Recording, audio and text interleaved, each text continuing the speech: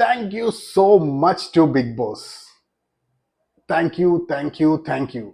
കാരണം എന്താന്ന് വെച്ച് കഴിഞ്ഞാൽ Big Boss season 7 swimming pool ഇല്ല.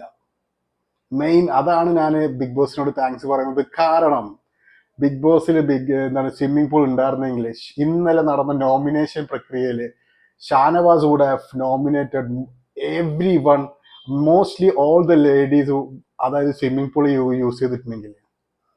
കാരണം അതിലെ റീസൺ ഞാനിപ്പോൾ പറയാം. ഇന്നലെ മൂപ്പരാള് ഡേ 1 നോമിനേഷൻ പ്രക്രിയ വന്നപ്പോൾ രണ്ട് ആൾക്കാർ നോമിനേറ്റ് ചെയ്യണം. എല്ലാവരും വന്ന് നോമിനേറ്റ് ചെയ്തു. അതിൽ ഷാനവാസ് നോമിനേറ്റ് ചെയ്തത് രണ്ടാൾക്കാരിൽ ഒന്ന് ജിസേലായിരുന്നു.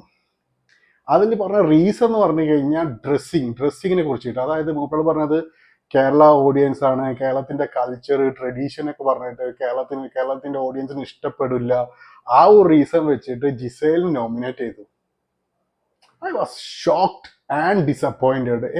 എന്തിനാണ് ഇങ്ങനത്തെ ഒരു റീസണിൽ ഒരാളെ നോമിനേറ്റ് ചെയ്തത്? അതും വി ലീവ് ഇൻ 2025. ബ്രിട്ടീഷ് എറ കഴിഞ്ഞു, നമ്മൾ 2025 നിൽക്കുന്നത്. Quite disappointing. ഒരു മനുഷ്യന് എന്ത് വസ്ത്രം ധരിക്കണം എന്നുള്ള റൈറ്റ് ആൻഡ് ഫ്രീഡം, ആ ഒരു ചോയ്സ് ആ പേഴ്സണിനുണ്ട്.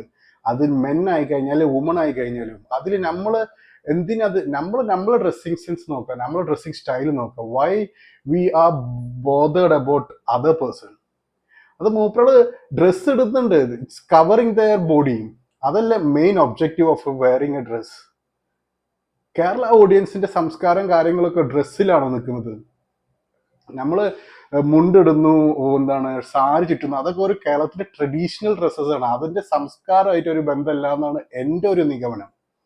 ബട്ട് ഇന്നലെ ആ ഒരു നോമിനേഷനിൽ പറഞ്ഞ reason I didn't like it. എനിക്ക് ഭയങ്കര ഡിസപ്പോയിന്റ് ആയി. കാരണം ബിഗ് ബോസ് സീസൺ 7 ഇത്രയും ബാക്ക്വേർഡ് തോട്ടിൽ ഒരാളെ കൊടുത്തതിൽ I was really disappointed with that. ഭയങ്കര പിന്നോട്ട് ചിന്താഗതിയിൽ ഒരാളാണ് ഷാനവാസ്. എനിക്കറിയില്ല ബാക്കി എന്തോ ക്വാളിറ്റീസ് മൂപ്പറളിൽ ഉണ്ട് എന്ന്. But this thing, freedom to wear any dress, അതിപ്പോൾ മെയിൽ ആയിക്കഴിഞ്ഞാലും വുമൺ ആയിക്കഴിഞ്ഞാലും അവർക്ക് ആ പേഴ്സണിനുണ്ട്. അതിൽ നമ്മൾ കയറി ഇടപെടുന്നത് ശരിയല്ല. പിന്നെ ഇന്നത്തെ ഡേ 2 ലൈവ് ടെലികാസ്റ്റ് കണ്ടവർക്ക് അറിയാം, he was still mentioning about this to Gisele. അതിൽ ജിസേൽ കൊടുത്തൊരു മറുപടി മാസായിട്ടുണ്ട്. ആ വീഡിയോ ഞാൻ അവിടെ ഇടുന്നുണ്ട്, കണ്ടു നോക്കുക.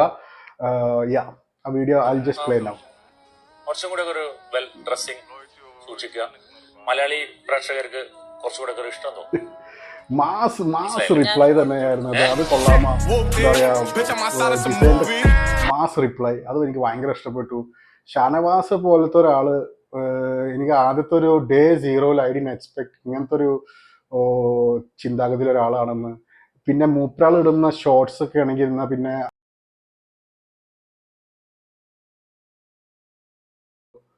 നമ്മളെന്ന് പറഞ്ഞ മുണ്ടിട്ട് നടന്നൂടെ ഷാനവാസിന്?